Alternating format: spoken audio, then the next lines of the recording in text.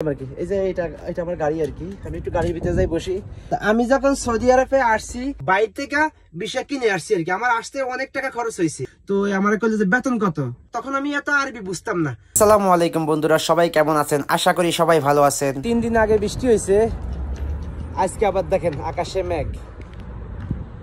তো ভিডিওটা বানাচ্ছি ভাই, আপনারা অনেকেই মনে করেন না, আমারে কমেন্ট করেন ভাই আপনি যে সৌদি আরবে আছেন আপনার বেতন কত, আপনি কত সালে সৌদি আরবে গেছেন, এই বিষয়ে অনেকে আমারে কমেন্ট করে। তো হচ্ছে কি আসলে এত কমেন্টের রিপ্লাই দেওয়া যায় না, এই জন্যই আমার ভিডিওটা বানানো। আপনারা অনেকেই কমেন্ট করেন ভাই আপনি যে সৌদি আরবে গাড়ি চালান, দেখেন প্রচুর বাতাস আর আকাশে মেঘ, আপনি যে সৌদি আরবে গাড়ি চালান তা আপনার আসলে স্যালারিটা কত, মানে ড্রাইভারি বেতনটা কত। তো আমি তাদের বলবো ভাই আমি যখন সৌদি আরবে আসছি আমি বাইরে কাজ করার বিষয়ে আসছি আর কি। তো আমি যখন বাইরে কাজ করার বিষয়ে আসি তখন হচ্ছে কি আমি এখানে আসার পরে আমি বাইরে কাজ করতাম আর কি। এই যে এটা আমার গাড়ি আর কি। আমি একটু গাড়ির ভিতরে যাই বসি, বাইরে অনেক হাওয়া আর বৃষ্টিও মনে আসবে।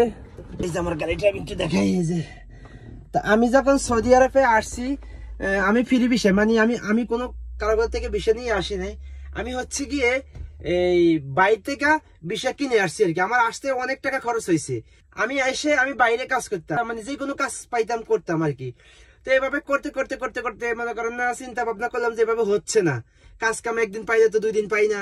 তো কাজ যত জানা আছে ড্রাইভারি, পরে মনে করেন না আমি ড্রাইভারি কাজে লাগে যাই আর কি। এটা হচ্ছে 2016 সালের কথা আর কি। আমি যে সিটিতে আসি আর কি, ওখানে একটা সৌদির গাড়ি চালানোয় আমারে নিয়ে যায় আর কি। তো আমার প্রথম দিন গাড়ি চালাইতে দেয়, দেখলো যে আমি গাড়িটাই ভালো চালাইতে পারি। তো আমার কইলো যে বেতন কত, তখন আমি এত আরবি বুঝতাম না। তখন আমার এক মামা ছিল, সম্পর্কে মামা লাগে, তো উনি বলে দিছে ঠিক আছে 1500 টাকা বেতন দিস আর থাকার রুম দিস আর কি। এটা হচ্ছে গিয়ে 2016 সালের কথা। তো সৌদি বলে যে না 1500 টাকা বেতন দিব না, আমি 1300 টাকা বেতন দিব, মানে 1300 রিয়াল আর কি। 1300 রিয়াল বেতন দিব আর থাকার রুম দিব। তখন আমিও চিন্তা ভাবনা করলাম 1300 রিয়াল যদি বেতন দেয়, থাকার রুম দেয়, বা করি না, আরামের কাম, ড্রাইভারি কাজ তো খুব আরামের কাম। তখন আমি ওখানে কাজে লাগিয়ে পড়ি আর কি। পরে ওখানে 2-4 মাস 6 মাস কাম করার পরে দেখলাম যে এত সুবিধা না। পরে ওখান থেকে বাইরে চলে আসি, এখানে কাজ করতাম, ওখানে কাজ করতাম, 1 মাস কাজ করতাম, 2 মাস কাজ করতাম, দেখতাম যে ভালো না, পরে মনে করেন না আর না করে দিতাম না, কাজ করতাম না। এইভাবে আমি 2 বছর বাইরে কাজ করছি, মানে সুবিধা করতে পারিনি। 2021 সালে যখন এখানে এসে কাজে লাগি আলহামদুলিল্লাহ, তখন এখানে কাজ করি, তখন আমার এই বললো যে আপনার বেতন কত।